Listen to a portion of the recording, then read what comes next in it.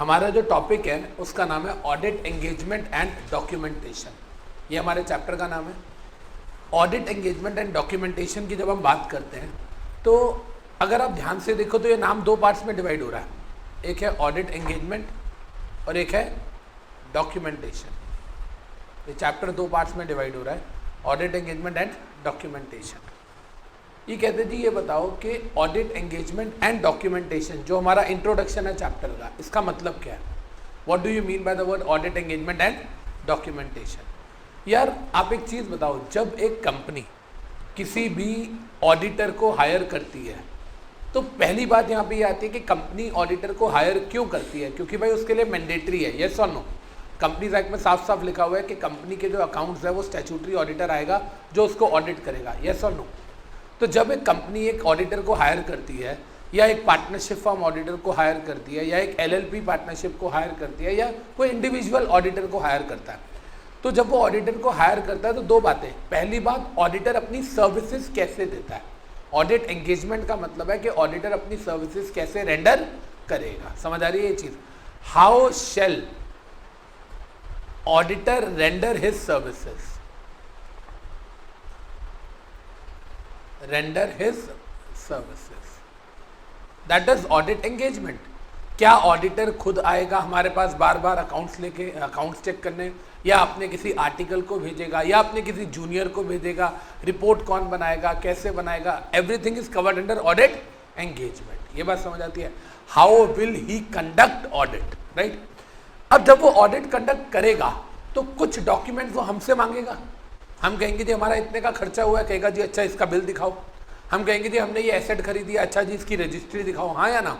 कुछ डॉक्यूमेंट्स वो हमसे मांगेगा और कुछ डॉक्यूमेंट्स या वर्किंग पेपर्स वो खुद तैयार करेगा। यस और नो? समझ आ रही है बात? जो वो हमसे मांगेगा और वो खुद तैयार करेगा। कोई आपको नहीं लगता कि क्लाइंट की एक फाइल बनाएगा वो, हाँ या ना? अगर आप किसी कंपनी के ऑडिटर हो या आप मेरे ही अकाउंट्स कोई बनाता है, मेरा ही चार्टर्ड अकाउंटेंट है, तो आपको नहीं लग रहा कि वो चार्टर्ड अकाउंटेंट कोई फाइल बनाता होगा? जब मैं अपने सीए के ऑफिस जाता हूँ तो वो कहता होगा ना यार अमित सर की फाइल लाओ, अपने किसी जूनियर को बोलता होगा ना कि बेटा अमित सर की फाइल लेके आओ। इसका मतलब हर चार्टर्ड अकाउंटेंट, हर स्टैट्यूटरी ऑडिटर अपने क्लाइंट की एक फाइल बना के रखता है, हाँ या ना? उसके अंदर सारे डॉक्यूमेंट्स लगा के रखता होगा। What is that? डॉक्यूमेंटेशन। मैं ये कह सकता हूं कि जब आप ऑडिट कर रहे हो एज अ स्टैट्यूटरी ऑडिटर, जब आप ऑडिट कर रहे हो तो ऑडिट करते हुए आप जैसे जैसे ऑडिट कर रहे हो वो किसका पार्ट है? ऑडिट एंगेजमेंट का पार्ट है। और जैसे जैसे आप ऑडिट करोगे, ऑडिट करते हुए आपकी फाइल्स प्रिपेयर होती जाएंगी, आपके वर्किंग पेपर्स प्रिपेयर होते जाएंगे, वो किसका पार्ट है? डॉक्यूमेंटेशन का पार्ट है। यस और नो? तो what do we mean by the name of the chapter audit engagement? एक ऑडिटर को जब हमने हायर किया तो वो किस तरीके से ऑडिट करेगा, ये क्या हो गया? Audit engagement. जब वो ऑडिट करेगा तो ऑडिट करते हुए वो जो भी वर्किंग पेपर्स तैयार होंगे उन वर्किंग पेपर्स को अपने पास फाइल बना के रखेगा, उसको क्या बोलेंगे? Audit engagement. Engagement, documentation. पहले वो एंगेज होगा, उसके बाद वो पेपर्स बनाएगा, that is known as documentation. ये बात समझ आ रही है? सिंपल सी कहानी है। यार आप एक चीज बताओ ना, जब भी आपको कोई बंदा काम, पहले आप काम करोगे या पहले आप उसकी फाइल तैयार करोगे?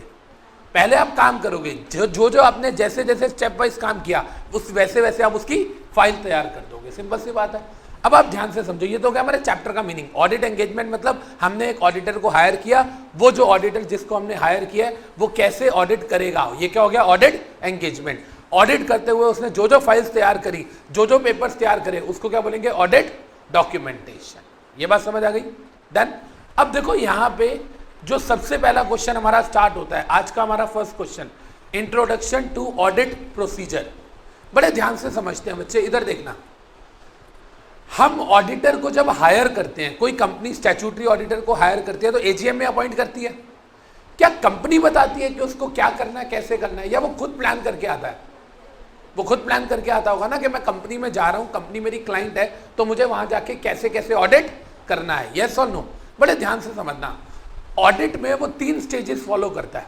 जब भी कोई ऑडिटर है, कंपनी का स्टैट्यूटरी ऑडिटर है, वो ऑडिट करने जाएगा। मान लो आप ही ऑडिटर हो, यार आप भी तो कल को सीएस बनोगे, आप स्टैट्यूटरी ऑडिटर नहीं करोगे, कम से कम सेक्रेटेरियल ऑडिट तो करोगे। आप सेक्शन 204 ऑफ कंपनीज एक्ट में सेक्रेटेरियल ऑडिट तो करोगे। अब सेक्रेटेरियल ऑडिट ही करने जा रहे हो, चलो आप, या सीए जा रहा है अपना स्टैट्यूटरी ऑडिट करने के लिए। सबसे पहले बताओ आप ऑडिट करोगे तो क्या करोगे? सबसे पहले आप प्लानिंग करोगे। यस और नो? अब अपना एक प्लान बनाओगे, अब अपनी एक चेकलिस्ट बनाओगे कि मैं जाऊंगा और जाके मैं ये चीजों को चेक करूंगा, यस और नो, राइट। सबसे पहले आप क्या करोगे, अपनी चेकलिस्ट बनाओगे।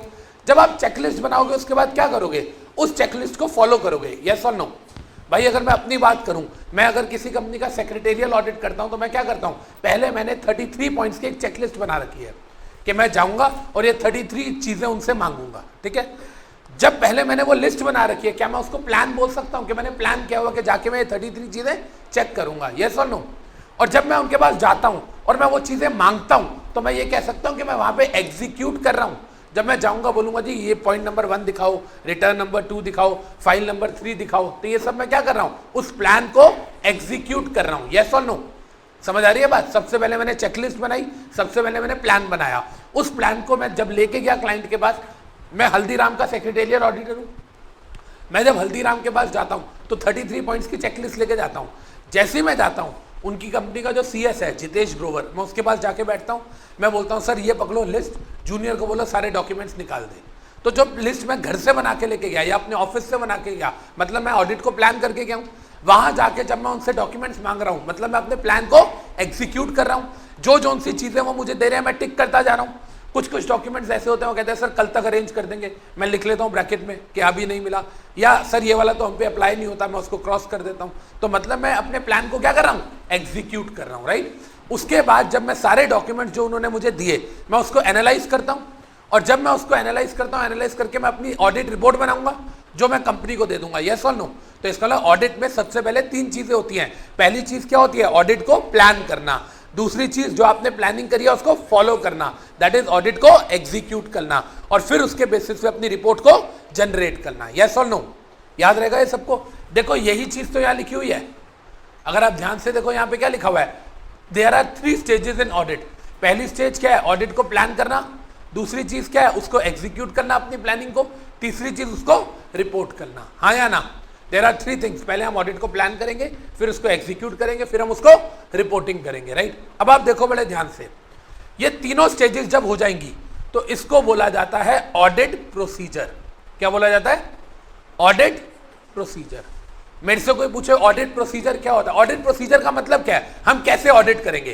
प्रोसीजर का मतलब क्या होता है, हम कैसे कैसे स्टेप बाय स्टेप बढ़ेंगे, हाँ या ना। तो ऑडिट प्रोसीजर मतलब हम ऑडिट करते हुए क्या प्रोसीजर फॉलो करते हैं। भाई 3 स्टेजेस का प्रोसीजर होता है, पहले हम प्लान करते हैं, फिर हम उस प्लान को फॉलो अप करते हैं, एग्जीक्यूट करते हैं, और बाद में अपनी रिपोर्टिंग देते हैं, हाँ या ना।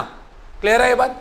अब ये जो मैंने कहा हम प्लान करते हैं, पहली स्टेज मैंने बोली कि हम ऑडिट को प्लान करते हैं, इसको हम बोलते हैं ऑडिट प्लान। क्या बोलते हैं, ऑडिट प्लान। फिर जब मैंने कहा हम उस प्लान को फॉलो करते हैं और अपनी रिपोर्ट बनाते हैं बाद में, राइट, इसको हम बोलते हैं ऑडिट प्रोग्राम। क्या बोलेंगे, ऑडिट प्रोग्राम।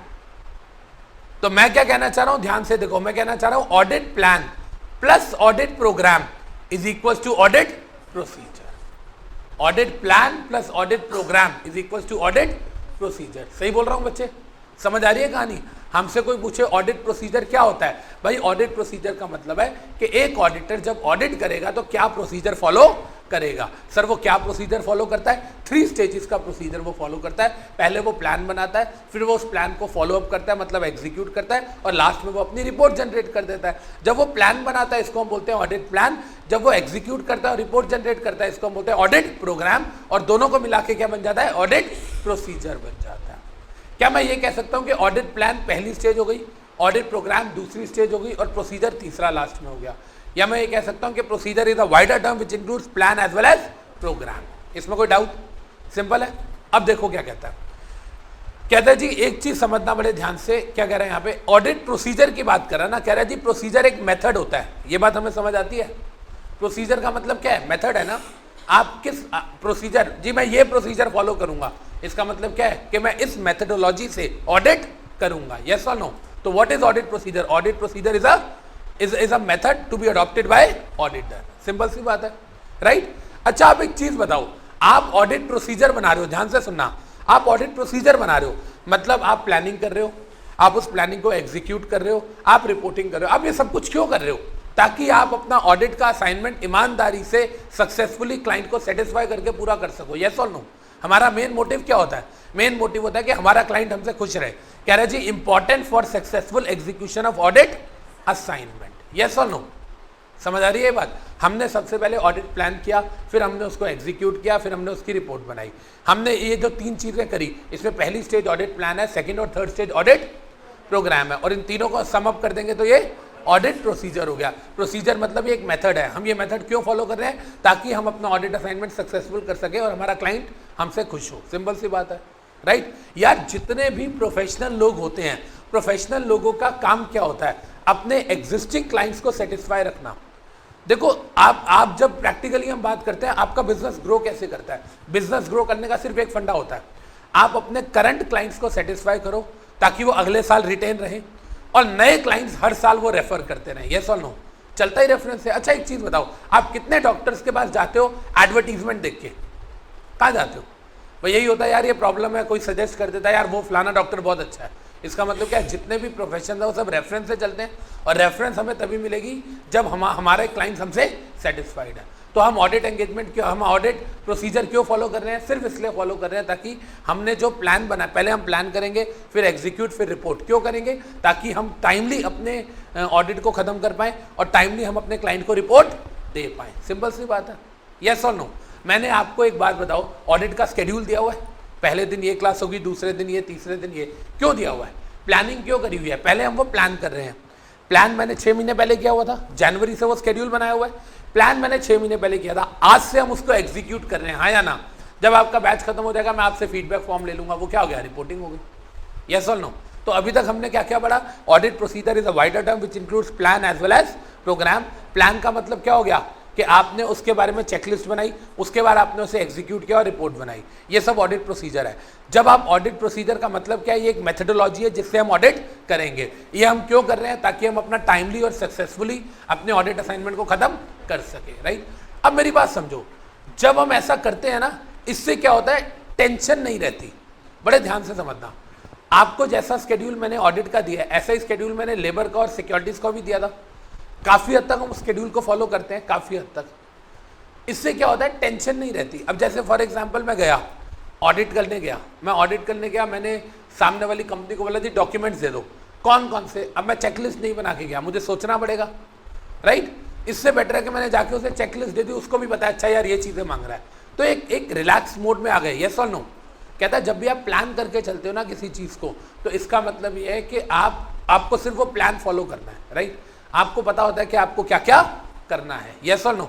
तो यहाँ पे देखो क्या कह रहा है? कह रहा है जब आप ऑडिट प्रोसीजर बनाते हो, आप प्लान बनाते हो, फिर आप उस प्लान को फॉलो करते हो, तो कहता है इससे साउंड प्लानिंग करते हो और कंस्ट्रक्टिव वर्किंग एनवायरनमेंट होता है। आपको पता होता है कि आपको क्या करना है। प्रैक्टिकली सोच के देखो, कभी आप कहीं घूमने जा रहे हो, घर से निकले, चले यार कहीं घूमने चलते हैं, कहाँ पता नहीं, भाई साहब पता ही नहीं चलता कहाँ के कहाँ चले गए। यस और नो? बिना प्लानिंग के आप कुछ भी नहीं कर सकते हो, बिना प्लानिंग के आप ऑडिट नहीं कर सकते हो, बिना प्लानिंग के आप घूम नहीं सकते हो, बिना प्लानिंग के आप पढ़ाई भी नहीं कर सकते हो। यस और नो? आप भी तो प्लान करते हो कि हाँ यार सुबह से शाम तक मुझे ये चैप्टर्स करने हैं। तो मैंने कहीं पढ़ा था, plan your work and work your plan. Plan your work, वो क्या हो गया? प्लानिंग। वर्क योर प्लान, वो क्या हो गया? एग्जीक्यूशन। यस और नो? समझ आती है बात हमें? आगे देखो क्या कह रहा है। कह रहा है जी आपको पता है जब आप ऑडिट करने जाते हो, मैं जैसे गया ऑडिट करने, हल्दीराम में गया, मैंने वहां जाके चेकलिस्ट दे दी, तो वो जो मेरा क्लाइंट है ऑडिटी हो गया ना, वो मैं ऑडिटर हो गया और वो ऑडिटी हो गया। मेरे क्लाइंट को 2 चीजें पता होनी चाहिए। पहली बात मैं क्या कर रहा हूं, दूसरी बात मैं क्यों कर रहा हूं। उसको 2 चीजें पता होनी चाहिए, पहली चीज मैं क्या कर रहा हूं, दूसरी चीज मैं क्यों कर रहा हूं। देखो व्हाट ऑडिटी शुड अंडरस्टैंड, क्या ऑडिटर के बारे में ऑडिटी 2 चीजें समझ के रखे, what auditor is doing and why auditor is doing so. Simple सी बात है, राइट? कि मैं क्या कर रहा हूं और मैं क्यों कर रहा हूं। भाई मैं ये वाला डॉक्यूमेंट मांग रहा हूं, क्यों मांग रहा हूं? अब आप सोच के देखो, सेक्रेटेरियल ऑडिटर जाए, वो कंपनी की मिनट्स बुक मांगे, समझ आता है? स्टैट्यूटरी ऑडिटर जाके कह रहा है मिनट्स बुक दिखाओ, भाई क्यों दिखाए? तू फाइनेंशियल ऑडिटर है, तेरे को क्या लेना देना हमारे बोर्ड मीटिंग के मिनट से। यस और नो? तो कहता है आपको पता होना चाहिए कि आपके ऑडिटर कौन कौन से डॉक्यूमेंट्स मांग सकता है और वो डॉक्यूमेंट्स क्यों मांग रहा है, क्या उसके लिए वो रेलेवेंट है या नहीं। सिंपल सी बात है।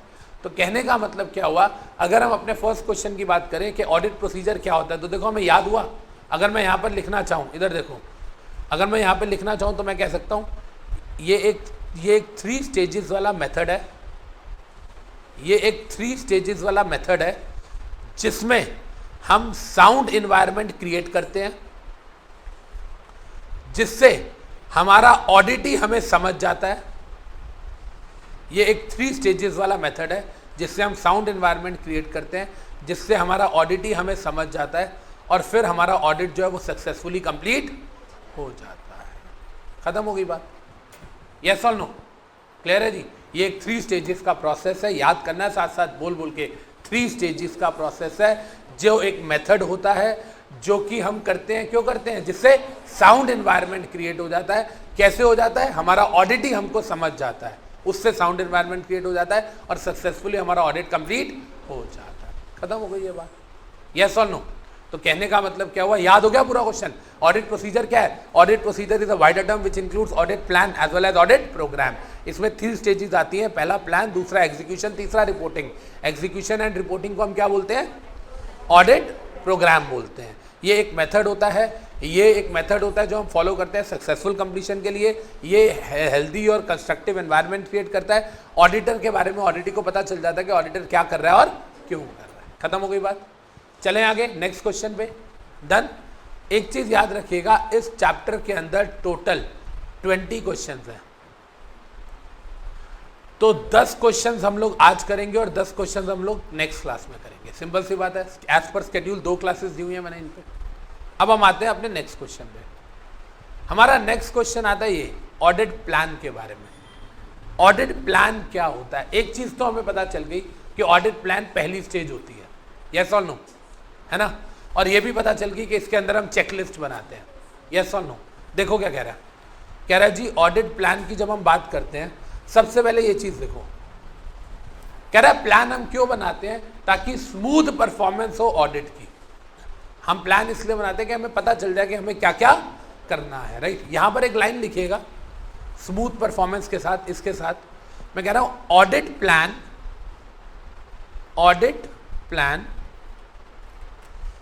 may avoid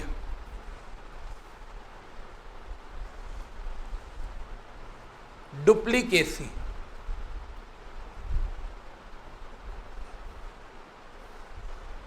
and shall not keep any area untouched। ये चीज बड़े ध्यान से समझना। एक बार मेरे साथ क्या हुआ था, इधर देखना बेटा, एक बार मेरे साथ क्या हुआ था जब मैंने नया नया ऑडिट करना शुरू किया, सेक्रेटेरियल ऑडिट या इससे पहले कंप्लायंस ऑडिट हुआ करता था। मैंने क्या करना शुरू किया, मैंने अपने 2 आर्टिकल्स को भेजा, बेटा आप जाओ हल्दीराम गए वो लोग, ऑडिट करके 2 दिन आए। फिर उसके बाद मैंने अगले 2 दिन 2 दूसरे आर्टिकल्स को भेजा, बेटा आप हल्दीराम जाओ। मेरे से गलती ये होगी कि मैंने दोनों को चेकलिस्ट नहीं दी, ये मेरे से गलती हो गई। इससे हुआ क्या? इससे हुआ ये कि टोटल 33 आइटम्स चेक करनी होती हैं, जिसमें से कुछ आइटम्स तो ऐसी थी तो दोनों ही चेक कराए। पहले दिन 2 बच्चे गए, अगले दिन 2 बच्चे गए, दोनों ने सेम एरियाज को चेक कर लिया। कुछ आइटम्स ऐसी थी जो दोनों ही नहीं देख के आए। समझ आ रही है बात? क्योंकि मैंने बैड प्लानिंग करी ना। मुझे क्या करना चाहिए था, 33 आइटम्स की चेकलिस्ट मैंने बनाई, जिसमें से मेरे को बोलना चाहिए था बेटा ये 17 आइटम्स आप ले जाओ, पहले 2 दिन आप चेक करना, 16 आइटम्स आप चेक करना। अगर मैंने प्लान बना के उन्हें चेकलिस्ट दी होती, आप बताओ कोई गलती होती? ना तो डुप्लीकेसी होती और ना ही कोई एरिया अनटच्ड या अनऑडिटेड रह जाता। यस और नो? तो कहता है ऑडिट प्लान से सबसे पहले जब आप प्लान करते हो ना, तो प्लान के जब आप चेकलिस्ट बना के जाते हो, उससे क्या होता है, जैसे जैसे आप एग्जीक्यूट करते हो टिक करते रहते हो, अच्छा ये भी मिल गया, अच्छा ये भी मिल गया, अच्छा ये भी मिल गया। यस और नो? और कहता है अगर आप प्लानिंग नहीं करोगे तो होगा क्या, कुछ चीज़ों को आप 2 बार चेक कर लोगे और कुछ चीज़ें ऐसी होंगी जिसको आप हाथ भी नहीं लगाओगे। यस और नो? आप में से ना कई बच्चों ने मुझे एक बार कंप्लेंट करी थी कि सर हम लोग ना कहीं पर जैसे अकाउंट्स पढ़ते हैं या कहीं पे कॉस्ट या टैक्स पढ़ते हैं तो एक प्रॉब्लम है। मैंने कहा क्या प्रॉब्लम है? सर वो फलाने इंस्टीट्यूट में ऐसा होता है कि ना हमारे कई चैप्टर्स तो 2-2, 3-3 बार हो जाते हैं और कई चैप्टर्स ऐसे होते हैं सर जो अभी तक हाथ ही नहीं लगाए। कितने बच्चों की ये कंप्लेंट होती है? हाथ खड़े करना ईमानदारी से। 1 2 3 4 5 6, इसका मतलब 7 8। इसका मतलब क्या है? Lack of planning. वो लोग प्लान ही तो नहीं करते। वो लोग क्या करते हैं, एक चैप्टर आपको 3-3 बार करा दिया और जो दूसरे चैप्टर उनको हाथ भी नहीं लगाया। इट मीन्स कि वो लोग अच्छी प्लानिंग नहीं करते। समझ आ रही है ये चीज़? अगर हम प्लानिंग करेंगे तो सबसे पहले कहता है प्लानिंग से स्मूथली चलेगा। यार मुझे याद है, मैं इधर समझना, प्लानिंग की इंपॉर्टेंस मेरे को 3rd क्लास में समझ आ गई थी। प्लानिंग की इंपॉर्टेंस मुझे 3री क्लास में समझ आ गई थी, 3rd क्लास में। भाई साहब स्कूल वालों ने पिकनिक लेके जाना था, स्कूल वालों ने कहा आपको पिकनिक लेके जाएंगे, कुतुब मीनार, लोटस टेम्पल होता है ना, स्कूल वालों ने कहा लेके जाएंगे, ठीक है। 8 फ्रेंड्स थे हम लोग, 8 ने बोला ठीक है जी कल पिकनिक है, क्या क्या लंच लाएगा। एक ने कहा राजमा चावल, दूसरे ने कहा छोले कुलचे, तीसरे ने कहा ये, आपस में झगड़ा हो गया। हमने आज कहा छोड़ो यार, जिसका जो दिल करे कल वो ले आना। हमने कुछ प्लान नहीं किया, 8 को बोल दिया जो दिल करे वो ले आना। अगले दिन जब पिकनिक पे गए, लंच खुले 8 में से 7 मैगी, समझ रहे हो, 8 में से 7 मैगी, सबने अपनी अपनी मैगी खाई। तो कहने का मतलब क्या है, हमने प्लान नहीं किया था ना। तो जब भी आप प्लान नहीं करोगे तो काफ़ी एरियाज अनटच्ड रह जाएंगे और काफ़ी एरियाज ऐसे होंगे जो डुप्लीकेट हो जाएंगे। सिंपल सी बात है, इसमें कोई डाउट। तो कहता है जी प्लान का सबसे बेनिफिट क्या है, पहला कि आप स्मूथ परफॉर्मेंस देते हो, राइट। कैसे स्मूथ परफॉर्मेंस देते हो, क्योंकि आपने वो 33 पॉइंट्स की चेकलिस्ट बनाई हुई है, तो वो आप स्टेप बाय स्टेप फॉलो करते रहते हो, हाँ या ना। स्टेप बाय स्टेप आप उसको क्या करते रहते हो, फॉलो करते रहते हो। इसमें कोई दिक्कत, ये 2 बातें समझ आ रही हैं, क्योंकि आपने स्टेप्स बनाए हुए हैं और जैसे जैसे आप उस स्टेप को फॉलो करते हो आपकी स्मूथ फंक्शनिंग होती रहती है। यस और नो, क्लियर है ये बात, सबको याद रहेगी। देखो मैं यहाँ पर एक लाइन लिख रहा हूँ, मेरे साथ एक लाइन लिखना है, यहाँ पे लिखो, यहाँ लिखा ना ऑडिट प्लान का फायदा क्या है, हम इसकी बात कर रहे हैं। ऑडिट प्लान का फायदा क्या होता है इसकी बात कर रहे हैं, लिखो। Controlled and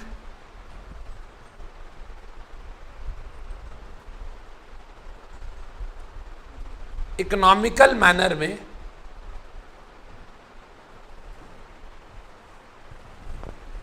controlled and economical manner में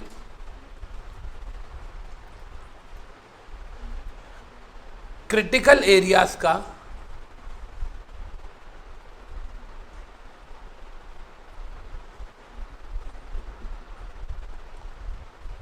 ऑडिट हो जाए। मैं एक लाइन लिख रहा हूं,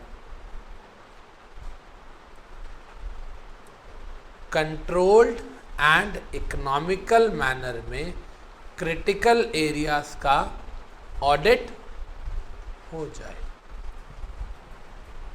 देखो मैं कह रहा हूं ऑडिट प्लान का ये बेनिफिट होता है, बड़े ध्यान से समझना।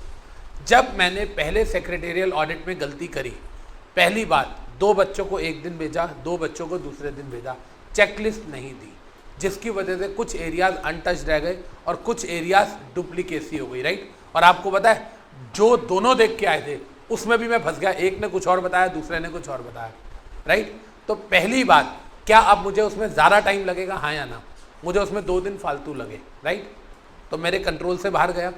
2 दिन फालतू लगे, क्लाइंट तो मुझे उतनी फीस देगा जितनी देनी है, टाइम और रिसोर्सेज मैंने अपने वेस्ट किए, हाँ या ना, तो अनइकोनॉमिकल हो गया। ये क्या कहता है जी, एक तो कंट्रोल्ड भी नहीं हुआ और इकोनॉमिकल भी नहीं हुआ। मैं अपना एग्जांपल दे रहा हूँ, मैंने कंट्रोल नहीं किया था, गलती मेरी थी, जिसकी वजह से मुझे फालतू की कॉस्ट पड़ गई, गलती मेरी थी, राइट। और कहता है क्रिटिकल एरियाज को हम चेक ही नहीं कर पाए थे, क्यों, कुछ एरियाज अनटच्ड रह गए थे, राइट। और कहता है हमारा ऑडिट एग्जीक्यूट ढंग से नहीं हो पाया था। तो जो 4 गलतियां मैंने करी थी वो गलतियां ना होती अगर मैंने वो चेकलिस्ट बना के दोनों को दे दी होती। तो इसका मतलब क्या है, audit plan is the first stage. अगर फर्स्ट स्टेज पे आप गलती नहीं करोगे तो प्रोसीजर तक कोई दिक्कत नहीं आएगी। फर्स्ट स्टेज में गलती करोगे तो आपका जो ऑडिट का ऑब्जेक्टिव है वो डिफीट हो जाएगा। यस और नो। तो कहता है ऑडिट प्लान बनाने से होता क्या है, हम अपना कंट्रोल्ड एंड इकोनॉमिकल मैनर में क्रिटिकल एरियाज का ऑडिट करते हैं। ये लाइन याद रहेगी, कंट्रोल्ड एंड इकोनॉमिकल मैनर में क्रिटिकल एरियाज का ऑडिट करते हैं। यहां देखो लिखा हुआ है, कह रहा है जी देखो, कंट्रोल्ड रिसोर्सेज आर सेव्ड, मतलब economical, critical areas audit achieve हो जाए, खत्म हो गई बात। यही तो बताया मैंने आपको, कंट्रोल्ड एंड इकोनॉमिकल मैनर में क्रिटिकल एरियाज का ऑडिट करते हैं।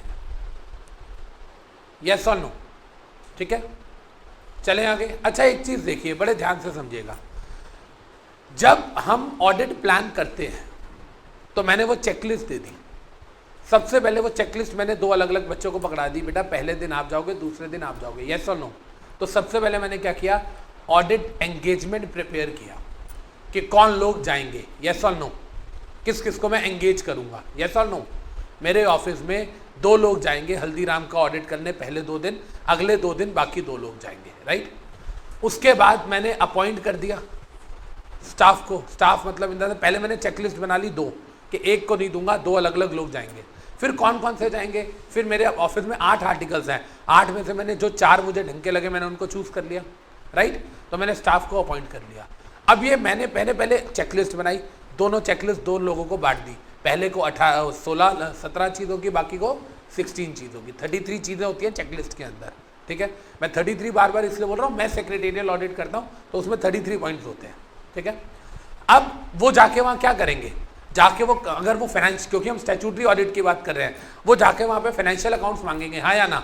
तो इसका मतलब वो जाके वहाँ फाइनेंशियल अकाउंट्स मांगेंगे, और फाइनेंशियल अकाउंट्स कंपनी उनके सामने बनाएगी या बने होंगे वो दे देगी, बने होंगे ना, पहले से एंट्री हुई होगी, वो बने होंगे मतलब कंपनी के ही अंदर के स्टाफ ने बनाए होंगे।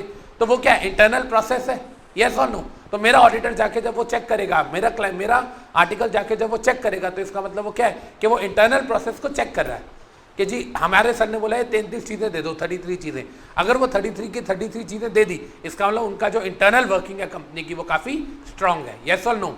तो कह रहे जी वो टेस्ट करेगा इंटरनल प्रोसेस को जाके, खत्म हो गई बात। क्लियर है ये बात सबको। तो अगर हम इस क्वेश्चन को याद करना चाहें तो मैं क्या बोलूँगा, ऑडिट प्लान क्या होता है। पहली बात, ऑडिट प्लान जो होता है वो एक मेथड है, सीक्वेंशियल स्टेप्स हैं। क्यों है, ताकि हम स्मूथली काम कर सकें। स्मूथली काम कर सकें उससे होगा क्या, 4 चीज़ें होंगी। हम क्या करेंगे, कंट्रोल्ड और इकोनॉमिकल मैनर में क्रिटिकल एरियाज का ऑडिट करेंगे। कैसे करेंगे, सबसे पहले हम चेकलिस्ट बनाएंगे, फिर हम अपने स्टाफ को अपॉइंट करेंगे, फिर वो स्टाफ जाके वहाँ पे अकाउंटिंग चीज़ें देखेगा, और वो चीज़ें कौन प्रोवाइड करेगा उनको, इंटरनल स्टाफ, कंपनी का, हल्दीराम का इंटरनल स्टाफ, जिससे पता चल जाएगा कि उनके इंटरनल वर्किंग कैसी चल रही है, यस और नो। तो क्या हमें ऊपर वाला क्वेश्चन और ये क्वेश्चन याद हुए। पहले वाला क्वेश्चन क्या था, ऑडिट प्रोसीजर। ऑडिट प्रोसीजर के अंदर 5 पॉइंट्स कौन कौन से थे, कोई बताएगा।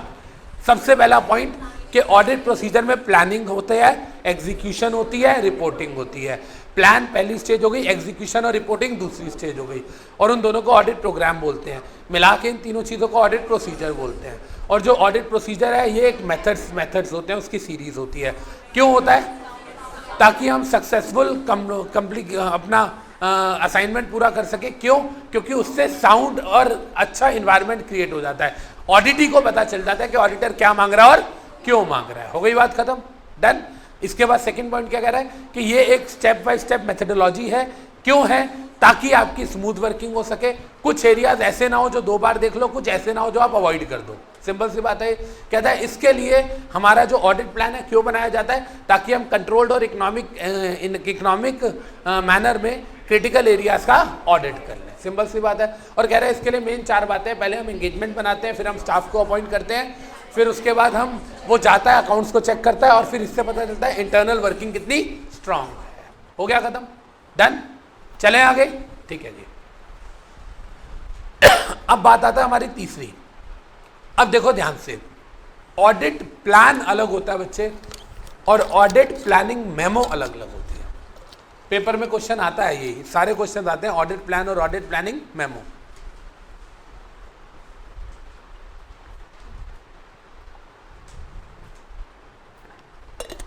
कह रहा है what is the difference between audit plan and audit planning memo. ध्यान से समझते हैं।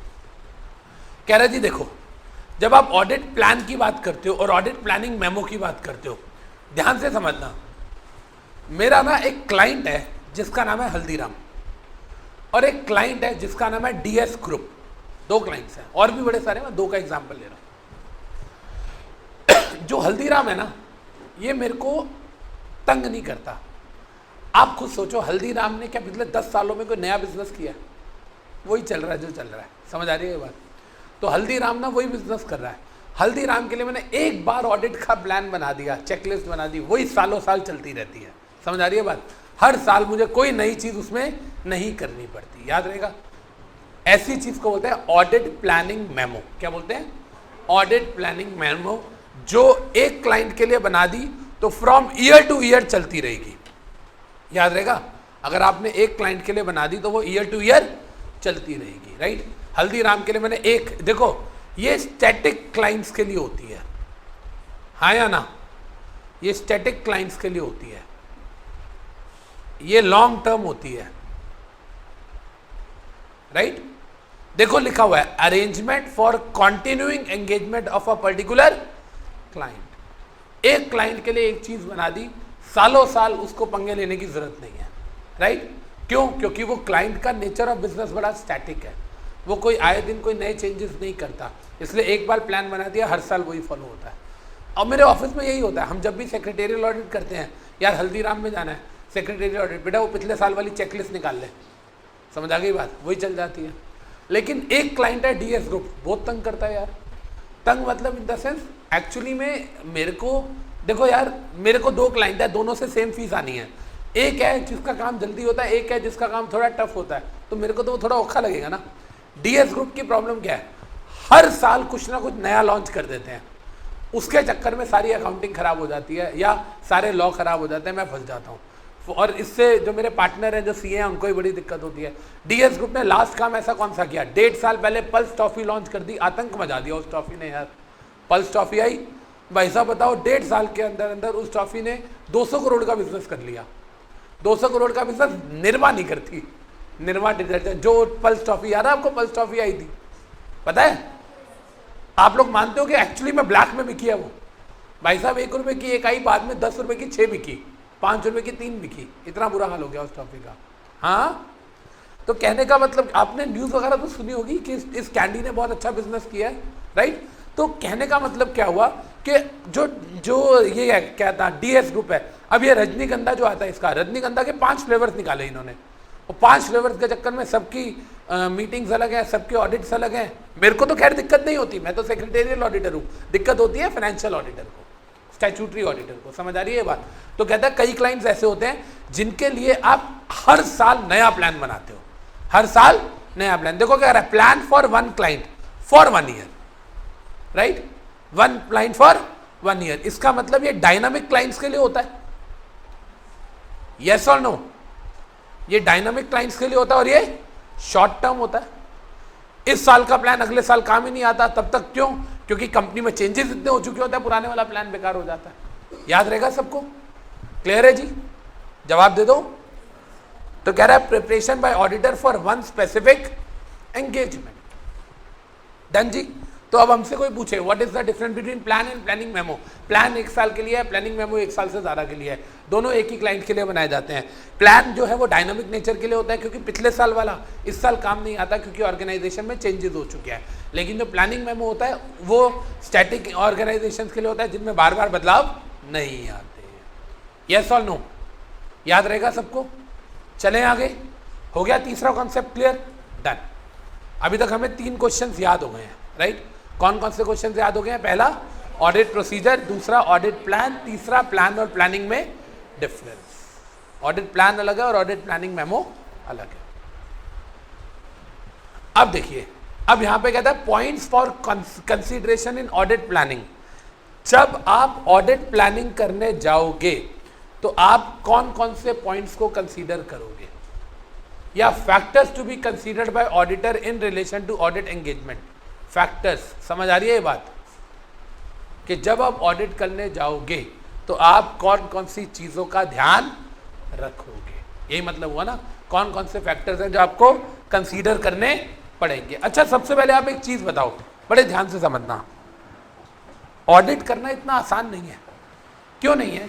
क्योंकि ऑडिट करने के लिए, मान लो आप कंपनी का ऑडिट करने जा रहे हो, छोटा सा एग्जांपल लेते हैं।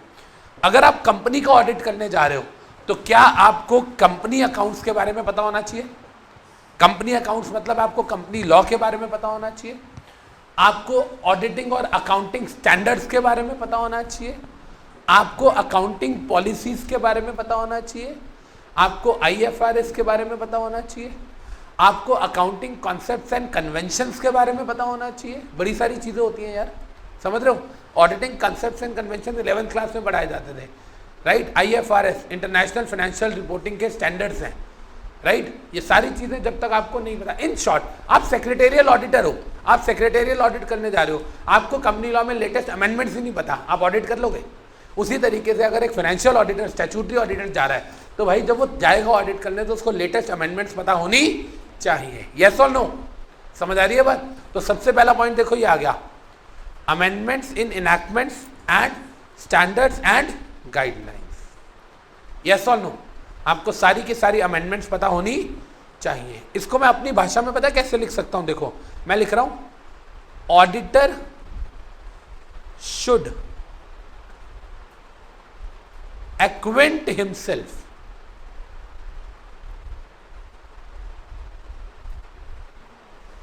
with accounting changes। ये समझ आ रहा है? Auditor should acquaint himself with accounting changes। Auditor को सारी की सारी अकाउंटिंग पॉलिसीज में, प्रोसीजर्स में, गाइडलाइंस में जो भी चेंजेस आए हैं उसे सारे पता होने चाहिए, हाँ या ना? क्लियर है ये बात? अच्छा, उसे सब कुछ पता है, थियोरिटिकली वो बहुत स्ट्रांग है, पर जब वो ऑडिट करने गया तो सिस्टम वगैरह उसने चेक किया, सॉफ्टवेयर थे वो सब उसके सॉफ्टवेयर वहां जाके चले ही नहीं। क्यों? क्योंकि कंपनी हायर वर्जन का सॉफ्टवेयर यूज करती है। बेकार हो गया सब कुछ? यस और नो? तो कहता है आप थियोरिटिकली भी स्ट्रांग होने चाहिए, साथ में आपके पास जो भी लेटेस्ट सिस्टम्स या अपडेट्स हैं वो भी होने चाहिए। यस और नो? आप टैली आज भी पुराने वाला चेक करते हो, कंपनी लेटेस्ट वर्जन पे बनाती है अकाउंट, कैसे चेक कर लोगे आप? राइट भाई साहब, आप विंडोज 9 से 10 पे शिफ्ट होना हो, हमको लग जाते हैं महीना, समझ ही नहीं आता विंडोज में क्या क्या चेंजेस आ गए हैं। यस और नो? तो आपके पास सारी अमेंडमेंट्स भी होनी चाहिए, उसके अलावा आपके पास लेटेस्ट सिस्टम्स भी होने चाहिए। देखो कह रहा है चेंजेस इन अकाउंटिंग सिस्टम्स, इसका मतलब यहाँ पे हम क्या लिख सकते हैं? हम यहाँ पे लिख सकते हैं, ये हो गया स्टेप नंबर 2 हमारा। यहाँ पे मैं लिख रहा हूँ, ध्यान से देखिएगा, मैं कह रहा हूँ updated accounting software, updated accounting software, sorry, updated accounting software आपके पास होने चाहिए। इसको थोड़ा सा साफ साफ लिख लेते हैं।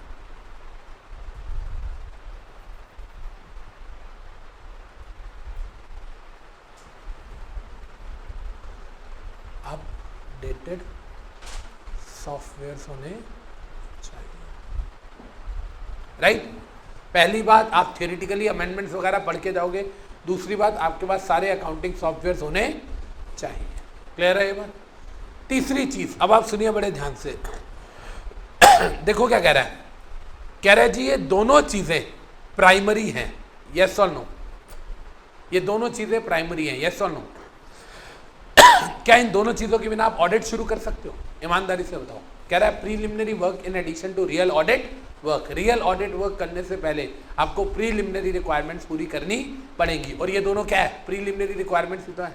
अभी तक आपने शुरू थोड़ी किया ऑडिट, अभी तक तो आपने अपनी नॉलेज को अपडेट किया, अपने सिस्टम्स को अपडेट कर लिया। इसमें कोई डाउट? आपने अपनी नॉलेज को भी अपडेट कर लिया और आपने अपने सिस्टम्स को भी अपडेट कर लिया। क्लियर है? और ये दोनों क्या है? प्रीलिमिनरी रिक्वायरमेंट्स है। ठीक है, डन। इसके बाद हम क्या करते हैं? मैंने ना अभी आपको एक चीज बोली थी कि मैं अपने पहले दो आर्टिकल्स को भेजता हूं 2 दिन के लिए, फिर अगले 2 दिन में दूसरे आर्टिकल्स को भेजता हूं। बोला था मैंने आपको। इसका रीजन क्या है?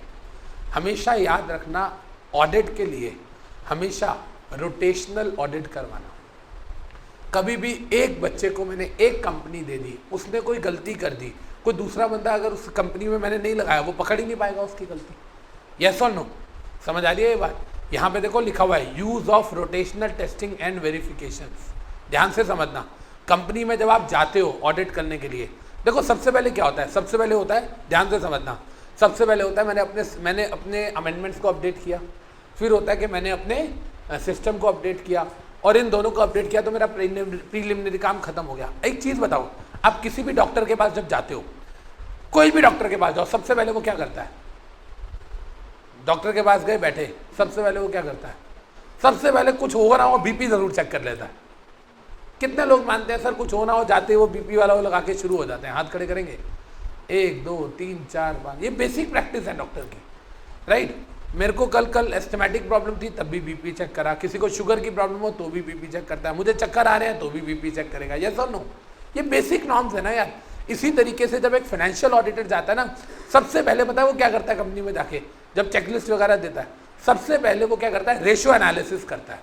आपको पता है ratio analysis? Net profit ratio, gross profit ratio, cost of goods sold, पता ना आप सबको, पढ़ा हुआ आपने। तो कहता है जी वो सबसे पहले क्या करता है? अकाउंट्स और इन्फॉर्मेशन का एनालाइज करता है। कैसे एनालाइज करता है? यहाँ हमने ब्रैकेट में लिख लिया रेशियो एनालिसिस। रेशियो एनालिसिस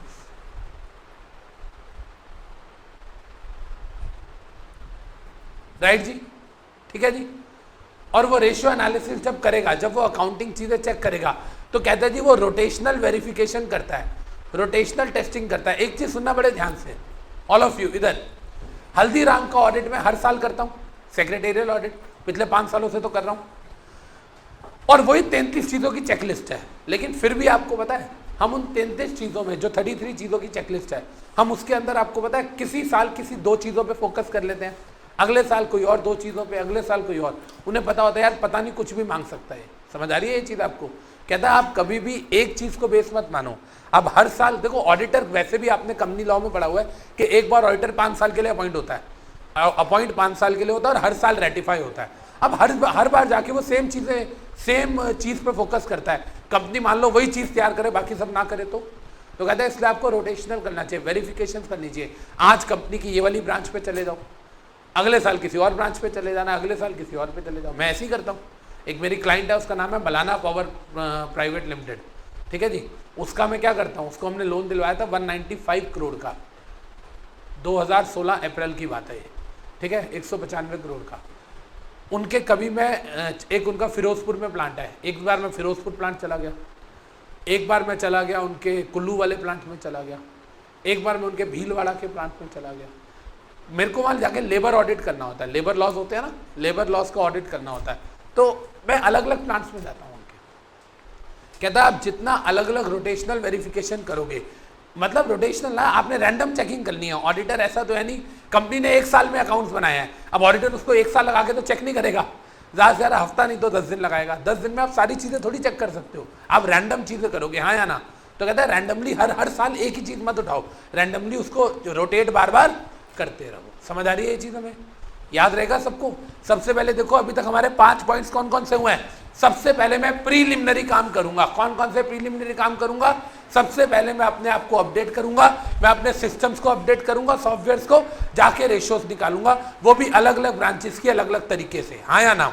इसके बाद मेरा मेन मोटिव क्या होगा कि भाई मैं अपने असाइनमेंट को पूरा करूं जो क्लाइंट ने डेडलाइन दिया तब तक, हाँ या ना? क्योंकि आप समझो, जब तक आप ऑडिट रिपोर्ट नहीं दोगे तब तक वो बेचारा एनुअल रिपोर्ट नहीं बनाएगा। ऑडिट रिपोर्ट के बाद ही तो बोर्ड रिपोर्ट बनती है कंपनी की, बोर्ड रिपोर्ट के बाद ही एनुअल रिपोर्ट बनती है, तभी तो एजीएम होगी। 21 क्लियर डेज पहले नोटिस जाएगा। अगर आपने डेडलाइन में पूरा नहीं किया, पता चले उस बेचारे की तो एजीएम की डेट निकल गई, हाँ या ना? और वो कंपनी लॉ के बेचारा सेक्शन 97 और 99 में पेनल्टियां भर रहा है। यार आप लोगों को पढ़ा हुआ आप लोगों ने? तो कहने का मतलब क्या हुआ, moral of the story is कि हमारा मेन मोटिव क्या होगा कि हम सबमिट करें audit report to client before deadline specified, yes और नो? और कहता है जब हम उस क्लाइंट को रिपोर्ट सबमिट करेंगे ना, तो ये भी पता होना चाहिए किसको करेंगे। टाटा कंपनी में जाके साइरस मिस्त्री को ढूंढते रहो, वो गलती आपकी है, पता होना चाहिए निकल गया वो। समझ रहे चीज? तो मैनेजमेंट में जो जो चेंजेस हुए वो भी आपको पता होने चाहिए, यस और नो? आप 2 बार पूछ चुके हो, क्या बता जी शर्मा जी नहीं आ रहे, शर्मा जी डायरेक्टर, हाँ सर देखते हैं। आपको पता ही नहीं कि शर्मा जी को 6 महीने पहले हमने धक्के मार के निकाल दिया। समझ आ रही है ये चीज़? तो कहने का मतलब क्या है कि आपको मैनेजमेंट में भी जो जो चेंजेस है पता होने चाहिए कि किसको पहले रिपोर्ट देते थे, किसको अब रिपोर्ट देनी है। Any doubt? No doubt. सबसे पहला पॉइंट क्या आया, मैं अपने प्रीलिमिनरी कामों को देखूंगा, क्या क्या, खुद को अपडेट करूंगा, सिस्टम्स को अपडेट करूंगा, रेशियो एनालिसिस करूंगा, रोटेशनल वेरिफिकेशन के बेसिस पे करूंगा, रिपोर्ट बनाऊंगा टाइमली डेडलाइन के अंदर, और जो मैनेजमेंट में चेंजेस हो मुझे पता होने चाहिए। खत्म हो गई बात? क्लियर है सबको? चारों क्वेश्चन याद हो गए? अगर हम एक एक करके चारों क्वेश्चन को रिवाइज करें तो पहला क्वेश्चन कौन सा रहा? Audit procedure. ऑडिट प्रोसीजर कोई बच्चा है जो आगे आके सुना सकता है ईमानदारी से? कोई टाइम नहीं दे रहा याद करने का, बोलो। निहारिका जी आना है? आ जाओ, इधर आओ। एक बार देख लेते ना, किसी एक ने सुना दिया तो अपनी ड्यूटी खत्म। मैम इधर आ जाओ, ऊपर थोड़ा मेरे पास। इसका रीज़न है वो रिकॉर्डिंग हो रही है ना, उसमें आपकी आवाज़ आ जाएगी, तो इधर आ जाओ मैम, थोड़ा और पास। हाँ जी बोलो। सर पहला क्वेश्चन था ऑडिट प्रोसीजर। ऑडिट प्रोसीजर में क्या होता है, ये मेथड होता है जो ऑडिटर अडॉप्ट करता है, और इसमें 3 स्टेज होती है, प्लानिंग, एग्जीक्यूशन और रिपोर्टिंग। प्लानिंग तो हमारा ऑडिट प्लान होता है, एग्जीक्यूशन और रिपोर्टिंग को हम बोलते हैं ऑडिट प्रोसीजर, नहीं ऑडिट प्रोग्राम। तो audit plan plus audit programme audit plan plus audit programme हमारा बन जाता है ऑडिट प्रोसीजर, और ये इसलिए करते हैं जिससे हम साउंड इन्वायरमेंट क्रिएट कर सकें और सक्सेसफुली हमारा ऑडिट कंप्लीट हो जाए। एक पॉइंट रह गया, प्लीज हेल्प नहीं।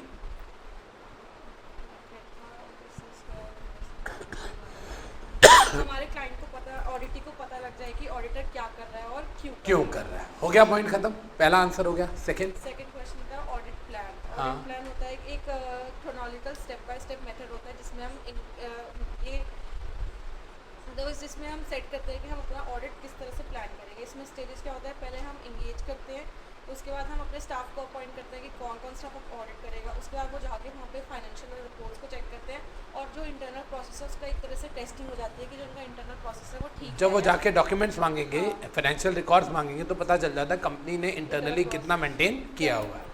और इसमें जो ये ऑडिट प्लान हम करते हैं, इससे हमें क्या होता है कि जो हमारे हम कंट्रोल्ड और इकोनॉमिकल मैनर में जब ऑडिट करते हैं तो उससे हमारे जो क्रिटिकल एरियाज है उनका भी ऑडिट हो जाता है, तो एक हमारा ऑडिट सक्सेसफुली हमारा ऑडिट कंप्लीट हो जाता है। मतलब इसमें चार मेन बातें हो जाती है, हम कंट्रोल्ड मैनर में, इकोनॉमिकल मैनर में क्रिटिकल एरियाज का ऑडिट अचीव कर लेते हैं। लास्ट पॉइंट रह गया ऊपर वाला।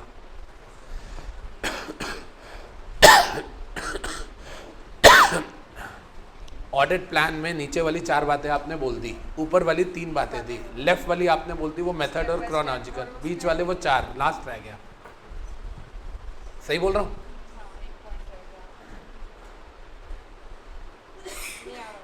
ऑडिट प्लान से स्मूथ वर्किंग होती है जिससे डुप्लीकेसी होती नहीं है और कोई एरिया अनटच भी नहीं रह जाता। याद आ गया?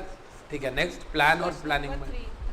Audit plan and audit planning memo. Yes. Audit plan क्या होता है कि हम एक साल एक क्लाइंट के लिए जब एक बनाते हैं तो हर वन क्लाइंट 1 ईयर, हमें हर साल उसके लिए चेंज करना पड़ता है। ऑडिट प्लानिंग मेमो क्या है कि ये लॉन्ग टर्म होता है और इसे हम एक बार बना देते हैं तो वो ईयर टू ईयर चलता रहता है। तो इट इज़ लाइक कि वो हमारा हो गया ऑडिट प्लान हो गया हमारा डायनामिक क्लाइंट्स के लिए। ऑडिट प्लान हो गया डायनामिक के लिए, जो बार बार चेंज होंगे उनको हर साल हमें, इसको टेलर मेड प्लान कह सकते हैं कि हमें हर साल कस्टमाइज बनाना पड़ता है। और प्लानिंग मेमो हमारा लॉन्ग टर्म बट हो गया वो स्टैटिक क्लाइंट्स के लिए जिसको हम चेंज नहीं करते। मतलब जो क्लाइंट में कोई चेंज होता ही नहीं है, क्लाइंट अपने बिजनेस में कोई चेंज नहीं करता, तो एक ही प्लान हमारा कई साल चल जाता है, राइट? फोर्थ क्वेश्चन है कि हम क्या क्या फैक्टर्स देखेंगे वाली ऑडिट प्लानिंग। पहला हम अपना प्रीलिमिनरी वर्क करेंगे जिसमें दो बातें आएंगी। पहले हम अपने आप को सारी अमेंडमेंट्स के लिए अपडेट करेंगे और दूसरी बात है कि हम अपने अकाउंटिंग सिस्टम और अपने सॉफ्टवेयर को अपडेट करेंगे। ठीक है। उसके बाद हम जो है रेशियो एनालिसिस करेंगे उस कंपनी का, और हम रोटेशनल बेसिस पे हम फाइनेंशियल एनालिसिस करते हैं जो रेशियो के थ्रू किया जाता है। और उसके बाद हम रोटेशनल बेसिस पे टेस्टिंग करेंगे। उसके बाद हमें टाइमली जो है अपनी रिपोर्ट क्लाइंट को सबमिट करनी है डेडलाइन से पहले, और रिपोर्ट सबमिट करते हुए हमें ध्यान रखना है कि उसकी बिजनेस में और उसकी मैनेजमेंट में क्या क्या चेंजेस आए हैं। परफेक्ट, थैंक यू जी, मेरा काम खत्म, डन। जवाब दे दो।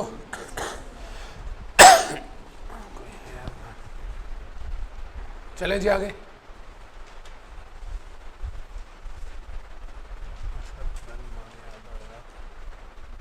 अब देखो जी,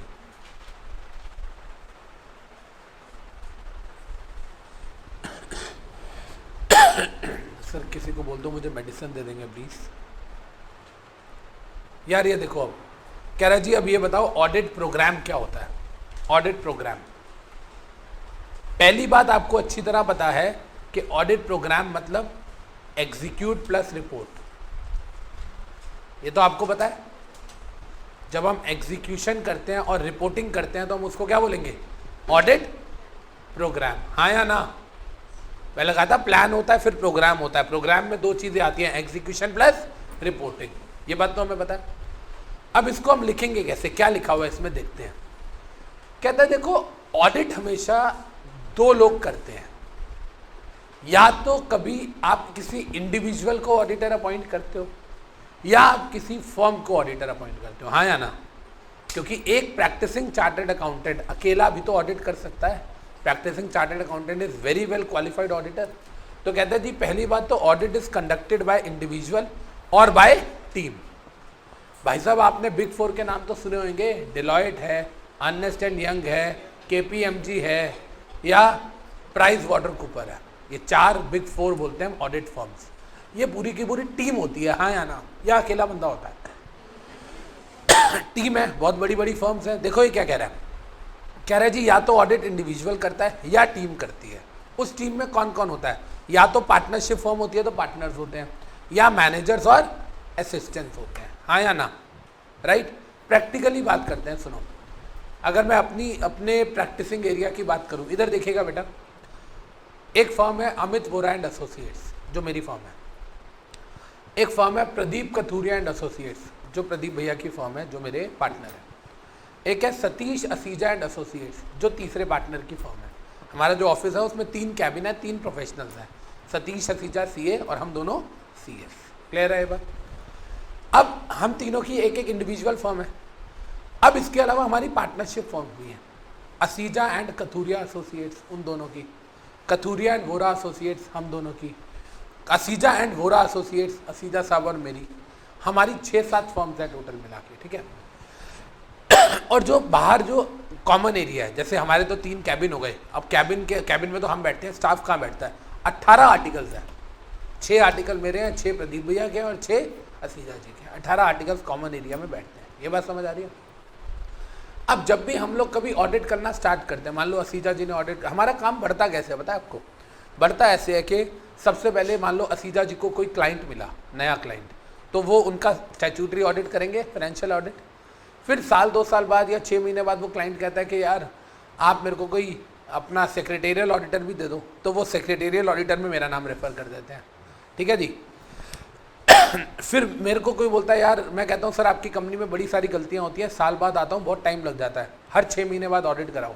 तो सर 6 महीने बाद कौन सा ऑडिट होता है जी? कंप्लाइंस ऑडिट होता है।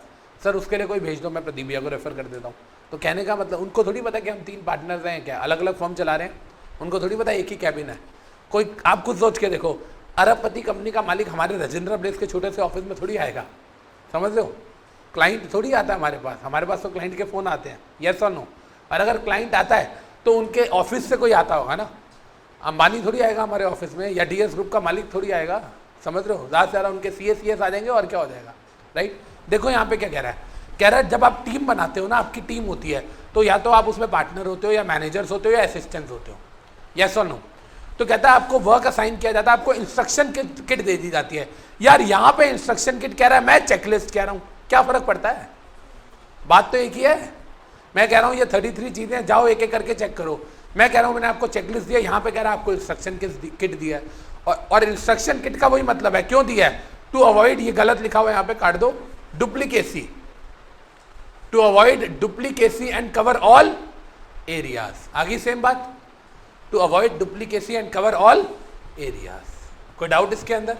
सिंपल है कि भाई सारे एरियाज कवर हो जाए और डुप्लीकेसी ना हो।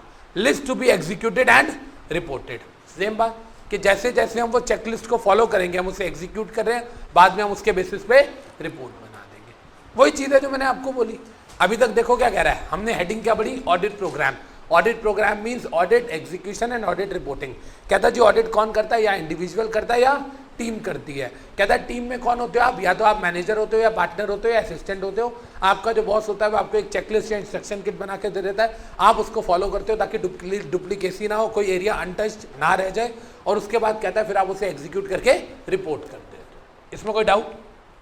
क्लियर है सबको? पक्का? आगे देखिए क्या कह रहा है, कहता है इट इंश्योर्स, अब इससे होता क्या प्रोग्राम से, it ensures efficient and effective conduct of audit assignment. General सी बात आ गई भाई, अगर मुझे मेरे बॉस ने लिस्ट दी बना के, मैंने उस लिस्ट में एक एक चीज चेक कर ली, टिक कर लिया, तो मेरा काम खत्म हो गया, यस और नो।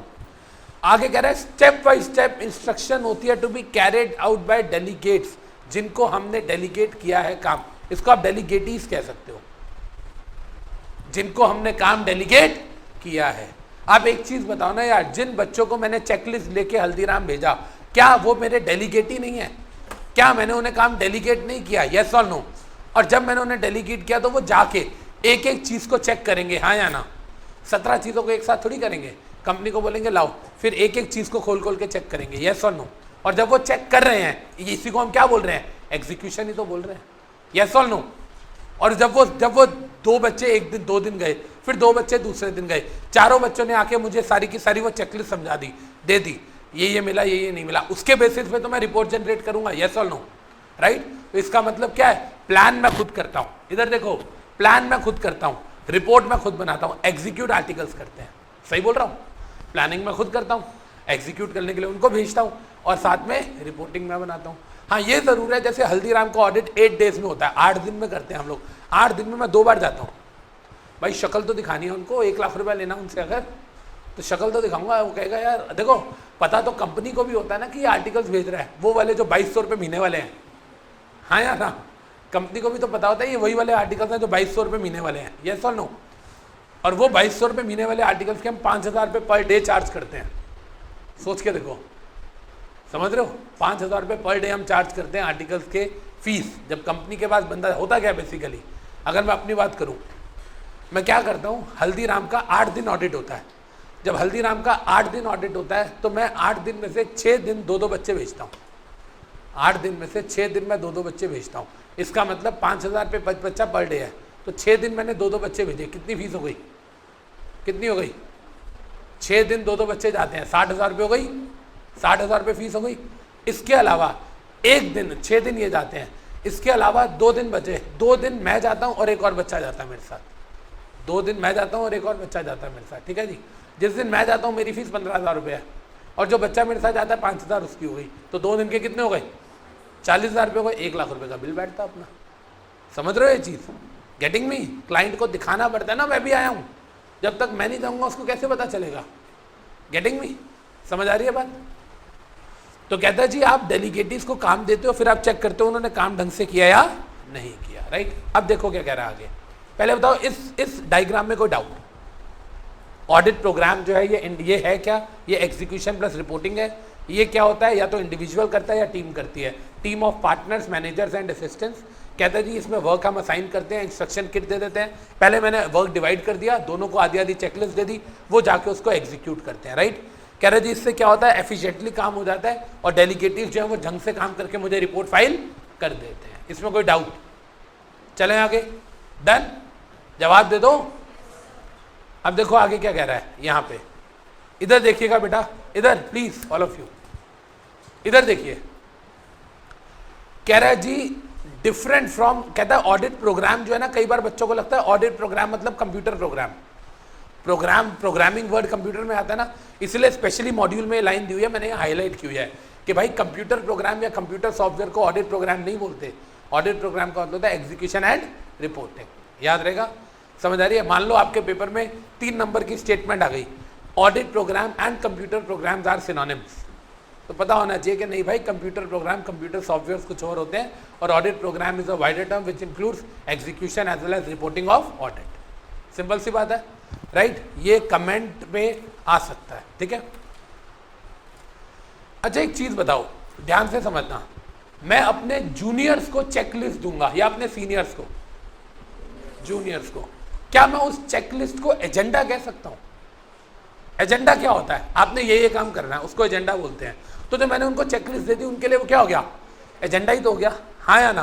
तो कहता है आप जूनियर्स को एजेंडा टू जूनियर्स, आप जूनियर्स को एजेंडा देते हो in the form of dictation, वो डिक्टेट ही तो किया मैंने। अब यार मैंने डिक्टेट ना करके उन्हें प्रिंट आउट निकाल के दे दिया, लेकिन अगर मैं प्रिंट आउट ना देता, मैं कहता बैठो जी बेटा आप ये, मैं बोलता बेटा आप ये लिखो ये लिखो, आप ये सारे एरियाज चेक करोगे।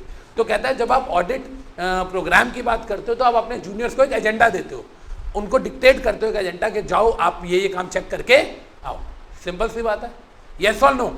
चेकलिस्ट देते हो, एजेंडा देते हो, इंस्ट्रक्शन किट देते हो, जो मर्जी कह लो भाई, जो मैंने उनको दिया लॉ की लैंग्वेज में वो चेकलिस्ट है और मेरी तरफ से वो इंस्ट्रक्शंस है और उनके लिए वो एजेंडा है, हाँ या ना। लॉ की लैंग्वेज में वो क्या है, चेकलिस्ट, उनके लिए क्या है, बॉस की इंस्ट्रक्शंस, या मेरी तरफ से वो क्या है, इंस्ट्रक्शंस, जिसको वो जाके फॉलो करेंगे उनके लिए क्या है, agenda. Agenda means list of items जो आपने करनी है, यस और नो। लॉ कह रहा है चेकलिस्ट है, मैं उन्हें इंस्ट्रक्ट कर रहा हूं और वो जाके उस एजेंडा को फॉलो कर रहे हैं, डन, क्लियर है।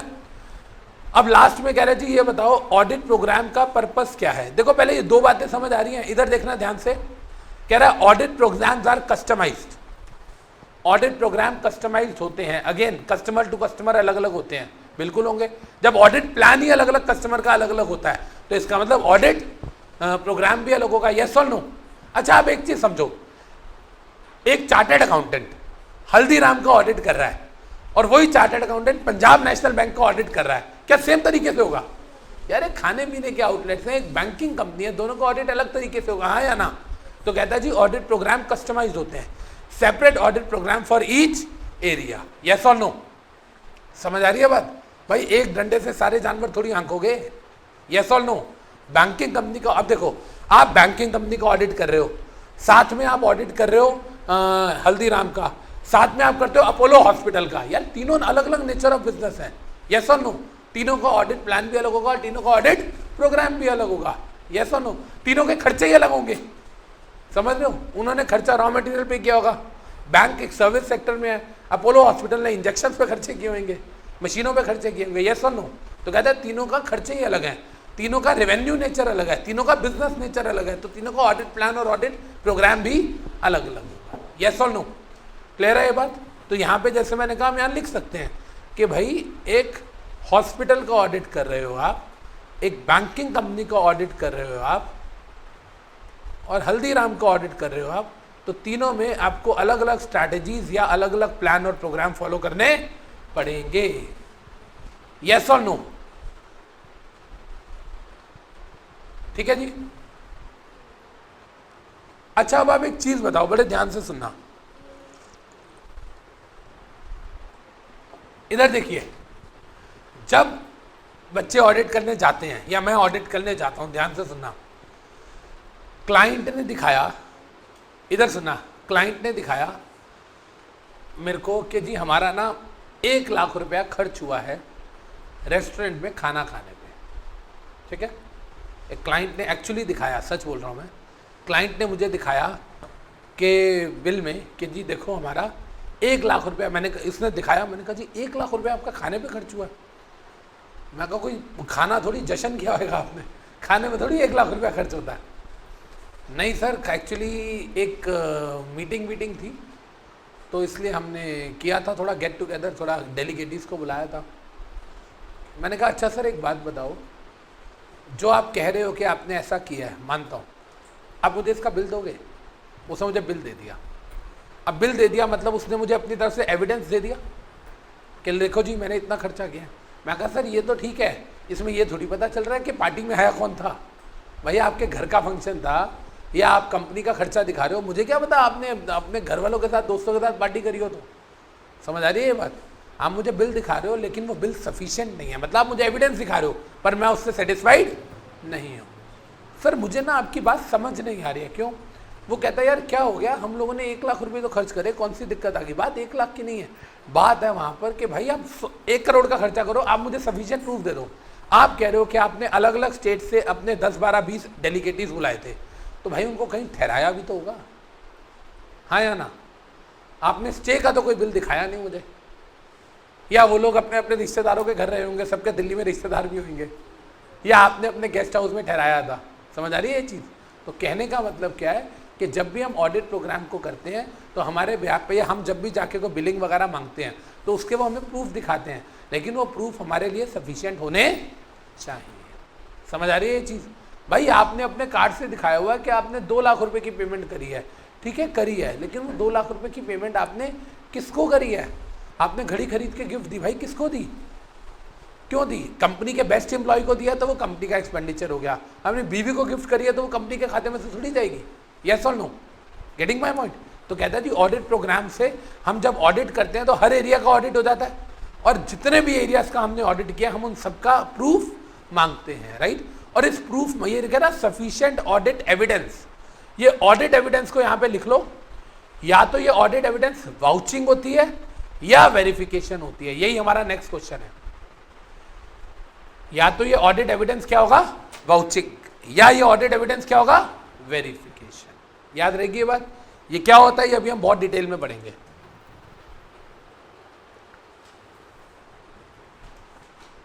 ठीक है जी?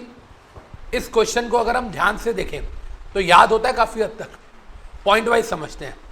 पहला पॉइंट तो ये आ गया कि जी या इंडिविजुअल करता है या टीम करती है, और टीम के अंदर पार्टनर, मैनेजर या असिस्टेंट होते हैं। दूसरा आ गया हम वर्क देते हैं, आपको इंस्ट्रक्शन किट देते हैं और आप उसको काम करके आते हो, हमें बता देते हो। तीसरा आ गया कि इससे इफेक्टिवली होता है डेलीगेट्स अपना काम कर लेते हैं। ये 3 बातें समझ आ गई? बोलो साथ साथ, ऑडिट प्रोग्राम को या तो इंडिविजुअल करता है या टीम करती है, क्योंकि ऑडिटर या तो हमारा इंडिविजुअल होता है या फर्म होती है। जो फर्म होती है टीम के, या तो आप उसके पार्टनर्स होते हो या मैनेजर्स होते हो या असिस्टेंट्स होते हो, या तो आप काम असाइन करते हो या आपको असाइन होता है, या तो आप इंस्ट्रक्शन किट देते हो या आपको इंस्ट्रक्शन किट मिलती है। एग्जीक्यूशन और रिपोर्टिंग होती है। ये सब कुछ क्यों किया जाता है? ताकि इफेक्टिवली काम हो सके, और डेलीगेटिव अपना काम करके रिपोर्ट अपनी दे देते हैं मेन ऑडिटर को, फिर वो उसके बेसिस पे मेन रिपोर्ट बनाता है। यस और नो? क्लियर है? इसके बाद आगे क्या कह रहा है जी? ये कंप्यूटर प्रोग्राम या कंप्यूटर सॉफ्टवेयर से अलग है, इसमें जूनियर्स को काम सिखाया जाता है। ये अलग अलग कस्टमर के लिए अलग अलग बनाया जाता है, अलग अलग एरिया के लिए अलग अलग होता है। इसमें हम हर एरिया को देखते हैं और हर एरिया को देखने के बाद हम उसका सफिशिएंट एविडेंस मांगते हैं, और वो एविडेंस या तो वाउचिंग होता है या वेरिफिकेशन होता है। ये अभी हमारा नेक्स्ट क्वेश्चन आएगा। Any doubt? No doubt? चलें आगे।